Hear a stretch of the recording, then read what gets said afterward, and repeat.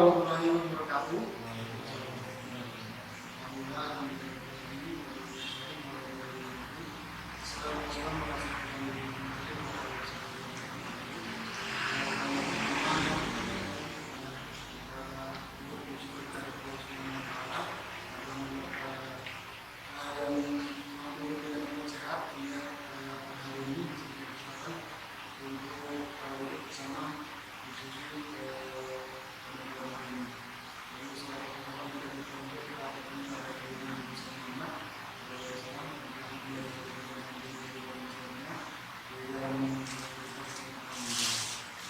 Baiklah saja, pertama perkenalkan nama saya Muhammad Ali.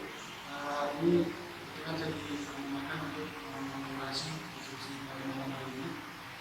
Selanjutnya ada juga kemarin kita untuk memantik narasumber untuk ada teknis yang juga ada teknik yang juga merupakan senior instruktur HTU. Malam hari ini akan men-sharing, membagikan ilmu-ilmunya terkait instrukturan, atau dengan lebih tepatnya temanya malam hari ini distilasi spirit instruktur dan calon instruktur dalam mencetak tangga umat dan bangsa. Mungkin langsung saja agar untuk mengekspresikan waktu juga, mungkin langsung saja pada materi beberapa Assalamualaikum warahmatullahi wabarakatuh. Waalaikumsalam.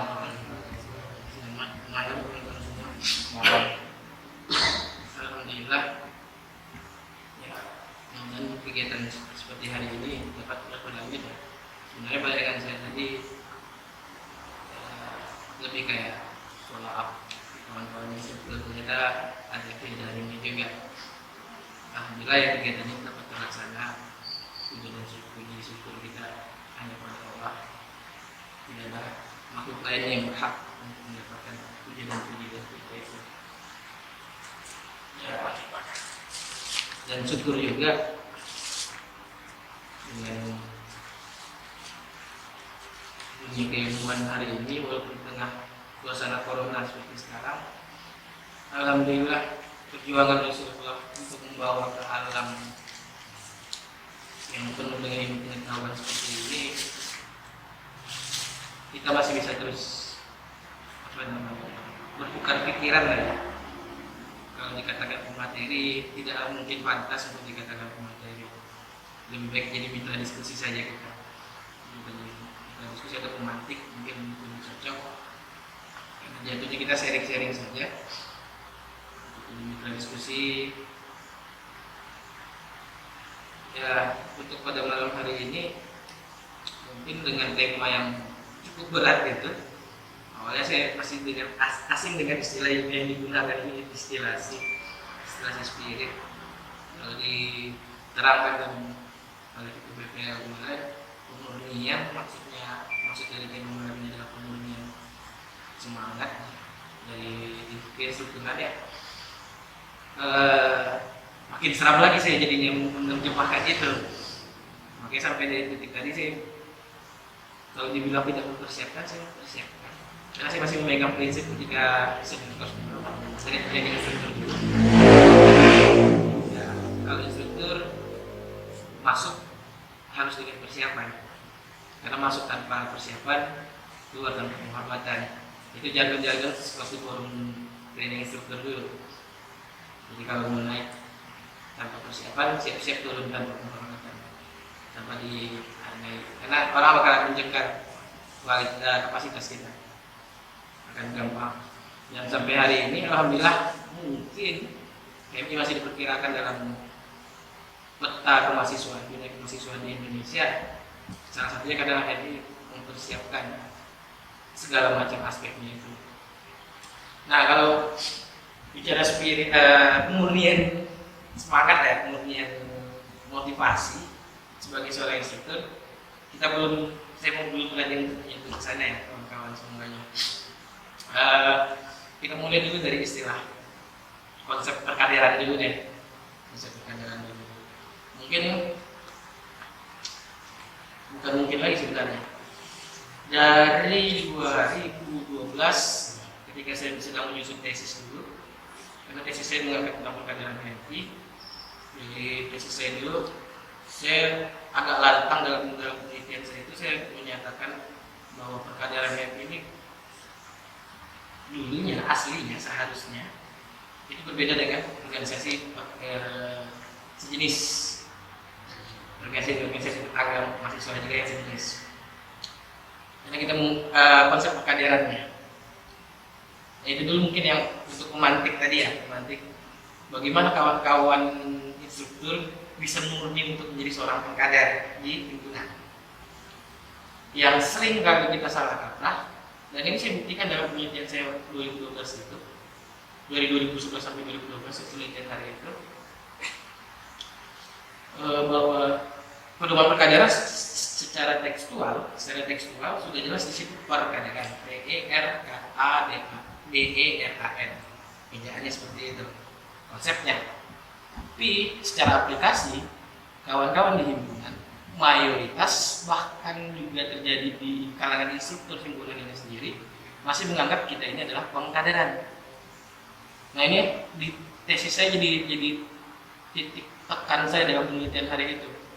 Saya berdebat dengan beberapa instruktur senior, dengan kawan-kawan instruktur yang hari itu masih aktif, karena konsep perkaderan ini, walaupun dalam pedoman perkaderan mungkin tidak terlalu didetailkan perkaderan yang dalam himpunan. Kalau di pedoman perkaderan himpunan HMI itu kan hanya bahwa ini dilakukan secara sadar dan sistematis, ya kan, dan dia direncanakan untuk mempersiapkan kader bangsa sesuai dengan tujuan. Dan itu ya lebih kurangnya. Saya sudah lama tidak baca konstitusi himpunan. Jadi waktu itu saya mulai menemukan nih dari beberapa wawancara dengan instruktur senior dan aktif, kemudian saya melihat langsung, saya observasi, karena ini penelitian ilmiah, saya melakukan observasi di beberapa cabang hari itu yang saya kunjungi untuk mendapatkan data tesis saya hari itu. Lalu secara tekstual konstitusi atau pedoman perkaderannya itu, kemudian saya berani mengangkat bahwa secara aplikasi ada masih, kalau kita lihat pedoman perkaderan versi Kaliurang, pertama sekali dulu pedoman perkaderan, kalau kawan-kawan semua atau yang instruktur diskusi dengan senior-senior tua yang masih paham dengan sejarah perkaderannya, itu di Kaliurang itu masih instruktur-instruktur yang di beberapa cabang di Indonesia secara nasional itu masih ada banyak yang mengacu pada pedoman perkaderan di Kaliurang. Kalau kawan-kawan mungkin pergi ke cabang-cabang di sekitar Sumatera Utara di Batu tersebut, itu masih kental sekali nuansa pedoman perkaderan Kaliurang. Nah, akhirnya saya mengangkat dari observasi itu, mulai mengangkat bahwa masih ada sedikit kecil dari pedoman asli perkaderan aslinya himpunan yang berbeda dengan organisasi-organisasi tetangga hari ini. Waktu itu ya dalam 2012 hari itu. Makin kesini walau-walau saya tidak melakukan pengamatan langsung, bahkan di cabang tempat saya berada hari ini pun saya tidak terlalu mengikuti perkembangan perkaderan. Jadi kalaulah hari ini HMI mengadakan LK1, dari awal mengadakan LK1, 2, dan 3, kawan-kawan kami juga mengadakan DM1, 2, dan 3.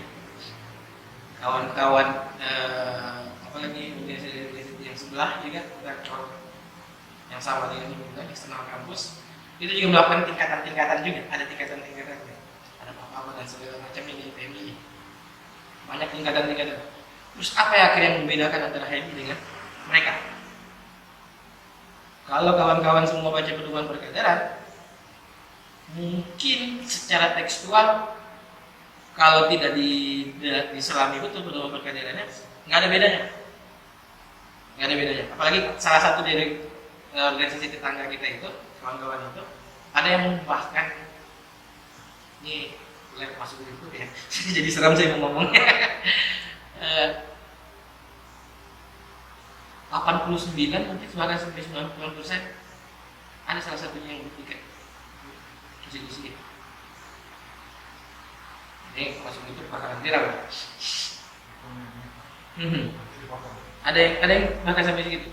Itu sudah dibuktikan sama kawan-kawan instruktur di tingkatan PU. Di cabang saya asal juga sempat mendiskusikan itu. Jadi waktu itu dari kawan-kawan mendiskusikan adanya pemiripan ke tingkat 80%. Gitu. Apa jadi yang membedakan antara perkaderan kita dengan pengkaderan kawan-kawan kita? Kalau yang dipahami oleh anak HMI hari ini, apalagi yang dipahami oleh instrukturnya sendiri, instruktur HMI itu sendiri, hanyalah angka 1, 2, dan 3. Nggak ada yang membedakan kita dengan mereka-mereka, Pak. Terus kenapa kita harus rebutan anak baru untuk mengajak ikut LK1? Kawan-kawan yang pernah atau bahkan mungkin hari ini masih di komisariat masih ngerasa ya gimana capeknya, gimana malunya menghadapi orang yang baru dikenal, terus promosi himpunan kayak orang dagang gitu ya. Tapi yang hari ini esensi sejak 98 ke sampai 2020 hari ini mahasiswa itu tidak terlalu bagus di mata masyarakat, apalagi di mata masyarakat siswa yang baru menyelesaikan siswanya dan baru menjadi mahasiswa. Image-nya nggak terlalu bagus dalam konteks gerakan ya, bagi dalam sisi akademis. Makanya muncul tambah lagi dikompor-kompori oleh beberapa dosen di kampus-kampusnya, mungkin beberapa, tidak semua. Jangan sampai waktu organisasi mengganggu waktu kuliah ya. Kan ada doktrin itu dari dosen-dosen. Makin berat tugas kawan-kawan apalagi masih di komisariat untuk merekrut orang kan. Kalau saya dulu kalau di basic di LK1 atau di training instruktur di senior course, saya selalu buat game tentang kertas. Mungkin kalau ada yang pernah masuk sama saya dulu, yang kertas dilambungkan, habis itu disusun. Ya kayak gitulah umpamanya hari ini kita berebutan kader, ada yang dapat kader rusak, anggota yang rusak, ada yang dapat sudah copes-copes, sudah koyak-koyak. Nah itulah akan kita bina.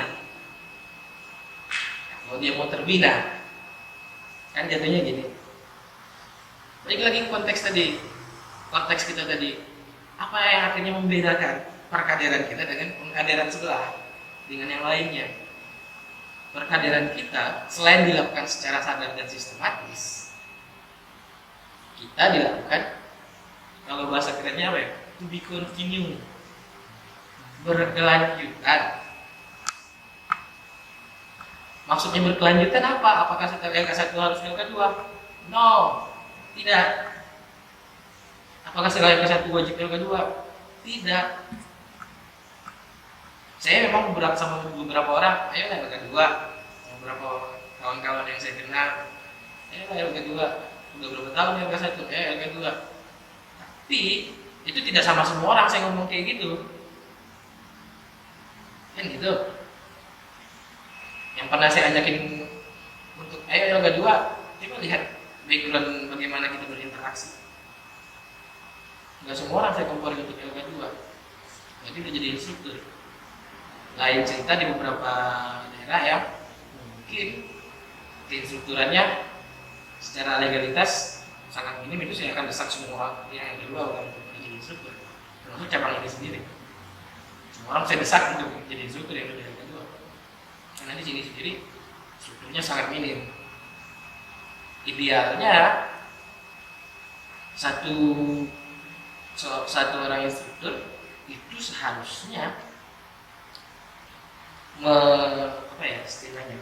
membina, mengelola atau menjaga 3 orang kader. Jadi kalau misalnya jumlah anggota di komisariat kita hari ini ada misalnya 200 saja, 200 bagi 3 Pak, berapa? Segitulah seharusnya idealnya jumlah instruktur di komisariat kita, belum capai. Bayangkan betapa repotnya Pak, betapa repotnya Ade, dan beberapa instruktur yang ada di cabang Tanjung Pinang hari ini, yang 11 ya, berapa orang total? Aktif 8 orang membawahi berapa ratus orang cabang Tanjung Pinang, anggota seluruhnya 1.200. 8 orang nangani 1.200, penting Pak. Ya akhirnya kejadiannya apa? Perkaderan itu bergeser menjadi pengkaderan. Paham nggak maksud saya? Nanti kalau kawan-kawan ngerasain ngelola di LK2 atau 3, kalian bakalan shock ketika apa yang ada di pedoman perkaderan kita nggak terjadi di dalam dunia nyata kita. Saya berapa kali shock screening di LK2, apalagi di LK3, Pak. Jumpa orang yang nggak kenal huruf Al-Quran. Serius. LK1 screening bagi saya, screening LK1 nggak bisa baca Quran, saya masih bisa maklumi ketika saya bisa bertanggung jawab untuk bisa buat yang ngaji beberapa bulan ke depan. Di LK2 saya masih nungguin itu, Pak. Ketika saya baca kondisi forum, saya lihat peta forumnya, ketika memang tidak memungkinkan, saya akan pulangkan ke peserta. Mau di acara cabang manapun. Ketika kondisi-kondisi tertentu, saya akan bikin dia lulus bersyarat di screening. Tapi nggak langsung masuk forum dia. Yang pernah yang kedua sama saya pasti tahu bagaimana saya lulus yang kedua. Karena itu dosanya di instruktur, Pak. Kenapa instruktur LK1-nya berani luluskan orang yang tidak bisa baca Quran? Maaf kata, orang yang tidak kenal huruf pun saya masih ada jumpai di screening LK2. Masih ada yang tidak kenal huruf, taunya huruf alif doang. Serius, ada. Saya nggak menyebut di LK2 cabang mana, di calon peserta itu di cabang mana.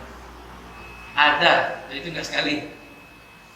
Artinya perkaderan kita nggak jalan, karena tidak to be continue. Kalau kawan-kawan tengok, nggak tahu di pedoman perkaderan sekarang, masih ada nggak sih bagian perkaderan kita di dalam itu? Masih ada? LK1, bukan LK1.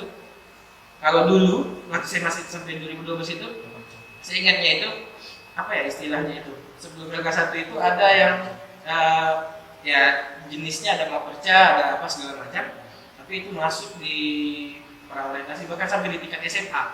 Nah, itu masuk di tingkat SMA untuk merekrut calon anggota muda. Tapi bukan untuk jadi anggota muda yang anak SMA-nya, tapi untuk memperkenalkan himpunannya di situ. Nah, itu kegiatan-kegiatan komisariat untuk memperkenalkan itu, bukan cabang. Nah, makanya saya kalau pertengkaran antara BPL dan cabang ini kan seru nih, hampir di setiap cabang Indonesia. Kalau di Tanjung Pinang masih agak adem ayem gitu, masih BPL-nya baru masih mau mencoba menghidupkan. Di beberapa cabang tarung terus, Pak. BA dan BPL terutama.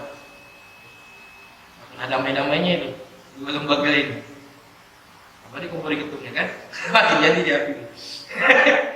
Jadi susah untuk mendamaikan BPL dan cabang karena nggak paham konteks perkaderan itu tadi. Makanya sih yang saya tekankan dalam penelitian saya 2012 itu tadi, sekali lagi saya ulang, yang saya tekankan itu adalah konteks perkaderannya. To be continue. Kalau dengan di bagian perkaderan di konstitusi itu ada Maperca dan kawan-kawan tadi, ada beberapa bidang itu saya lupa semuanya. Yang ada Maperca salah satunya, ada 3 poin gitu. Habis itu ada masa sebelum LK1. Masa ini yang diisi dengan aktivitas follow up upgrading. Baru masuk LK1. LK1 kalau dia ngebagian itu lagi, ini yang versi 2012 saya nggak update yang terbaru. Pasti LK1 itu ada lagi 3 itu kan, aktivitas, follow up, upgrading. Aktivitas nanti terbagi 2 lagi kan, aktivitas individu, aktivitas organisasi. Baru yang kedua. Coba deh lihat, baca lagi pedoman perkaderan. Saya sekali buat pedoman perkaderan deh di cabang masing-masing. Dari LK2 itu output dari LK2 3 lagi, aktivitas, follow up, upgrading. Baru LK3, pasti LK3 pengabdian. Kalau nggak salah ya.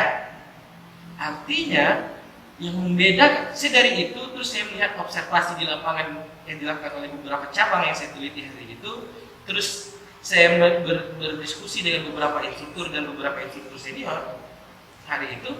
Akhirnya saya mencoba untuk menyimpulkan perkaderan kita berbeda dengan yang lain karena LK1, 2, dan 3 kita bukan syarat untuk hal tertentu. Walaupun secara konstitusi di anggaran dasar dan anggaran rumah tangga untuk jadi ketum komisariat harus LK1, untuk jadi ketum cabang harus LK2, untuk jadi ketum Batko dan PB harus LK3. Walaupun itu ada dalam ADART kita, tapi pedoman perkaderan kita tidak hanya itu. Paham nggak maksud saya? Paham nggak maksud saya? Jadi di organisasi tetangga dengan apapun nama pelatihannya, tingkat 1, 2, dan 3 mereka mayoritas, bahkan mungkin di organisasi partai politik pun mereka ada pelatihan internal untuk ada partai mereka ada Pak.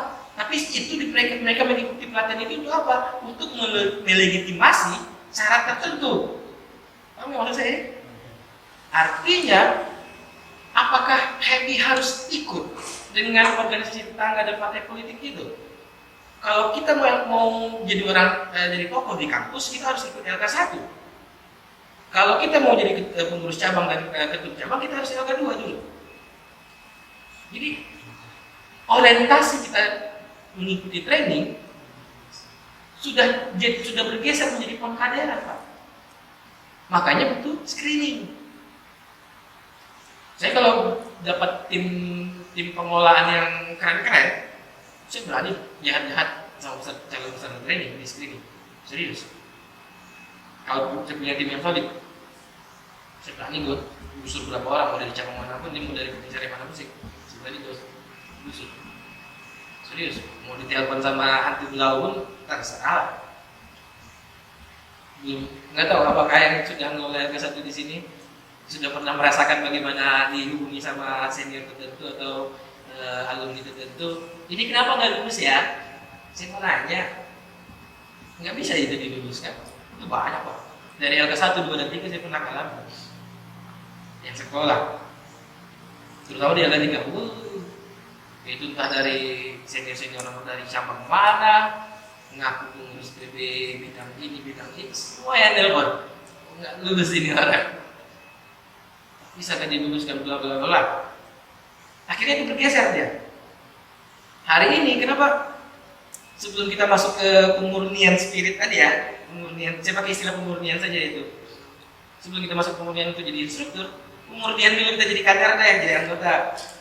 Kenapa kita harus LK2?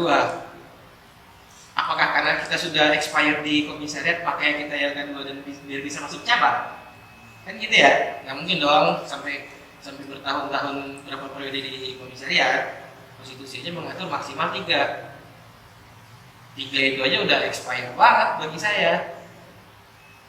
Walaupun kalau nengok kurikulum kita saya jangan terlalu ikut bagaimana saya berproses di himpunan, semuanya serba terlambat. Jadi kan saya LK2 baru ketika saya semester 2 S2. Jadi nggak usah diikut rekam jejak itu. Saya baru LK2 itu di semester 2 pasca sarjana. Jadi nggak usah diikut jejak yang kayak gituan. Lama banget, ada berapa tahun, 4 tahun mungkin, 5 tahun. LK1 saya yang lulusnya baru 2007, saya semester 5. Jadi nggak bisa jadi acuan bagaimana saya proses di himpunan. Kalau senior komisariat saya udah banyak yang shock pasti. Kok bisa ini orang malah bertahan di himpunan? Ya balik lagi. Pergeseran ini yang harus kita siasati, Pak. Bagi kawan-kawan semua yang hari ini masih aktif sebagai anggota himpunan. Kita bergeser nih. Coba tanyakan balik ke niat kita nih masing-masing. Yang sudah LK2 ataupun yang akan LK2, ya kan? Kenapa ya saya harus LK2? Apakah supaya saya bisa tidak dikritik ketika saya masuk ke pengurusan cabang? Gitu kan? Apakah saya LK2 hanya untuk memberikan legalitas saya sebagai seorang pengurus? Karena syarat jadi pengurus cabang idealnya sesuai konstitusi adalah seluruhnya wajib LK2. Nggak ada lagi yang LK1 diterima di pengurusan cabang. Sadar diri aja yang belum LK1 cabut. Kan gitu ya? Ini saya ngomong agak keras kan tanpa kalian online. Kan? Cabut sadar diri. Wah, bakalan masuk gitu sih kan. Bisa jadi cabut. Kasus sadar diri Pak.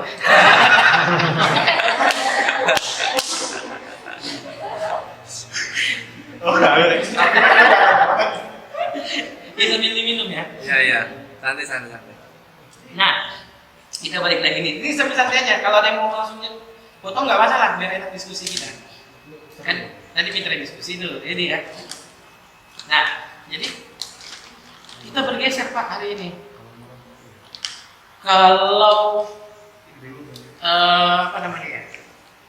Mau ikut LKK karena mau nyalon jadi ketua hati, baru ikutan LKK. Mau masuk ke pengurusan PB, mau ada kongres, baru sibuk LK3 semua yang pada cabut. Itu yang dialami Pak. Dan saya paling tidak nyaman kalau saya ngelola LK3 dalam waktu 1 tahun ke depan akan 4 sampai 8 bulan ke depan itu bakalan ada kongres. Itu saya nggak akan nyaman jadi pengelola LK3. Baca para Nuansa politisnya tinggi sekali dan teror telepon itu makin ramai. Serius. Jadi kalau misalnya kawan-kawan yang mau sampai ke level LK3 mungkin itu nanti bakalan LK3. Kalau saran saya sih, kalau mau kondisi yang sehat dalam trainingnya, pilihlah LK3 setelah kongres. Jangan sebelum kongres. Yang dekat-dekat di kongres jangan. Nuansa politisnya tinggi, pasti banyak calon-calon pengurus PB atau calon-calon kandidat ketua umum PB yang nyalon, yang masuk di training LK3. Karena itu tadi bergeser pola pikirnya dari perkaderan menjadi pengkaderan. Perkaderan kita dilakukan secara sistematis, to be continue, berkelanjutan. Karena pedoman perkaderan kita mengatur pasca LK1 ada masa untuk seorang kader itu untuk melakukan aktivitas. Aktivitasnya apa? Ada aktivitas individu, ada aktivitas kelompok. Itulah kecerdasan dan itu yang dibekali oleh kepada instruktur-instruktur dalam training instruktur. Apa yang harus diberikan aktivitas kepada anggota-anggota yang baru selesai LK1? Karena instruktur yang mengelola training LK1-nya yang tahu ini orang kelebihan dan kekurangannya apa. Karena dia 5-7 hari bersama para instruktur. Paham gak sih maksudnya nih? Paham. Kita to be continue. Ada aktivitas individu, ada aktivitas kelompok, organisasi. Nah, dari aktivitas organisasi itulah mulai disiapkan mereka komisariat atau BPL atau apapun lembaga di himpunan ini membuat yang namanya kegiatan-kegiatan yang memerlukan kepanitiaan. Kawan-kawan yang baru LK1 diopor di situ untuk sarana aktivitas mereka dan itu tidak putus dari perkaderan. Paham maksudnya nih? Itu tidak terputus dari perkaderan, artinya apa? Itu masih dalam ranah perkaderan. Jadi ketika kita jadi panitia LK1, mau jadi panitia ini atau bahkan korlap atau korsim dari demonstrasi kita turun ke jalan misalnya, ketika itu adalah aktivitas secara individu atau aktivitas secara kelompok organisasinya, itu adalah perkaderannya himpunan. Maaf kata, saya berani klaim bahwa selesai LK1 ketika dia mengaji secara individu atau ibadah secara individu itu adalah aktivitas dia sebagai kader, proses perkaderan dia. Apa maksudnya ini? Jangan diputuskan itu. Makanya instruktur ini yang sering akhirnya jadi perdebatan kawan-kawan BPL dan PA di beberapa cabang. Pasca di beberapa cabang-cabang PA cabangnya itu masih beranggapan bahwa instruktur itu BPL itu ranahnya hanyalah training LK. Itu lembaga iya, secara lembaga saya akui iya, karena namanya saja sudah Badan Pengelola Latihan. Selesai latihan, BPL selesai tugasnya, selesai Pak, tugas BPL. Tapi instruktur nggak selesai tugas Pak. Tugas instruktur apa? Ngawal yang 3 ini. Aktivitas peserta yang baru lulus mau diapain? Kasih dia aktivitas untuk individunya, kasih aktivitas kelompoknya. Kalau saya dulu pasca lulus LK1 dengan bersyarat waktu itu, saya lulus bersyarat itu 2007 itu. Lulus bersyarat, aktivitas saya banyak kasihnya. Aktivitas kamu harus baca buku ini, baca buku ini, buku ini. Presentasi, aktivitas individu saya. Kamu harus hafal surat ini, surat ini, surat ini. Start. Aktivitas kelompok kamu harus berbuat begini dengan kawan-kawan yang LK1 yang sekomisariatmu. Misal, kan bisa diakali.